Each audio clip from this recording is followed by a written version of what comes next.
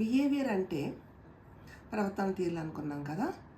అయితే ఇవి క్వాలిటీస్ చాలా ఉన్నాయి కదా. ఎలాగంటే కోపం కావచ్చు, సంతోషం కావచ్చు, ఆవేదన కావచ్చు, బాధ కావచ్చు, ఇలాంటి మనకి ఎమోషన్స్ చాలా ఉంటాయి. సో ఇవన్నీ మనం అనుభవిస్తున్నప్పుడు మనలో కలిగేటువంటి ప్రవర్తన ఏ విధంగా ఉంటుంది, అది అప్ అండ్ డౌన్స్ అయినప్పటికీ మిడిల్లో ఉంటే దాన్ని నార్మల్ బిహేవియర్ అంటాము. అలా కాకుండా 2 ఎక్స్ట్రీమ్స్ ఉన్నాయి కదా, ఆ 2 ఎక్స్ట్రీమ్స్లో కనుక చివరికంట వెళ్తే అవి అబ్నార్మల్ అని అంటాము, బిహేవియర్ అంటాము. సో ఇలాంటివన్నీ మనకి ఎక్కడ ఉపయోగపడతాయి, ఇలాంటి ప్రవర్తన తీరులన్నీ కూడా మనం ఎక్కడ ఉపయోగపడతాయి, ఈ జనరల్గా నార్మల్ బిహేవియర్ ఎక్కడ ఉపయోగపడుతుంది అని చూసుకుంటే, ముందుగా మనం ఇల్లుని తీసుకోవచ్చు. ఇల్లు కూడా మనకి సోషల్గా అది ఒక రిప్రజెంటేషన్. కాబట్టి ఇల్లు తీసుకున్నట్టయితే ఫస్ట్ అందులో భార్యాభర్తలు ఉంటారు.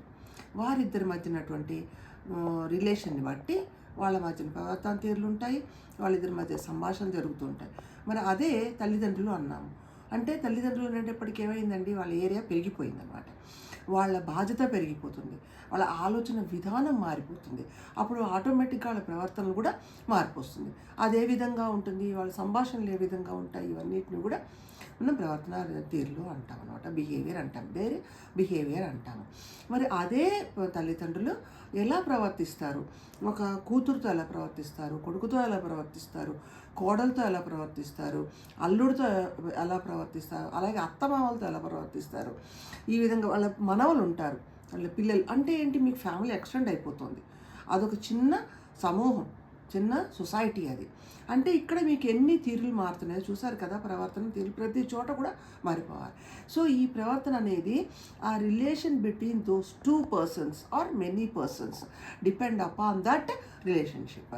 సో అది బాధ్యతాయుతంగాను, రెస్పాన్సిబిలిటీతో కూడి, అలాగే ప్రేమతో కూడి, ఎఫెక్షనేట్గా, ఇలా చాలా కలయికలతోటి ఉంటుందన్నమాట ఆ ప్రవర్తన.